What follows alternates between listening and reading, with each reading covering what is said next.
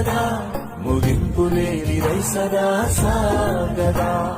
నిస్వార్థమెంత గొప్పదో ఈ పదము రుజువు కట్టదా. సిరాలు లక్ష వంపదా చిరాక్షరాలు రాయదా. నిశీధి ఎంత చిన్నదో నీ కంటి చూపు చెప్పదా. నీలోని వెలుగు పంచగా విశాల నింగి చాలదా. మనుష్యులందు నీ కథ మహర్షిలాగా సాగదా. మనుష్యులందు నీ కథ మహర్షిలాగా సాగదా.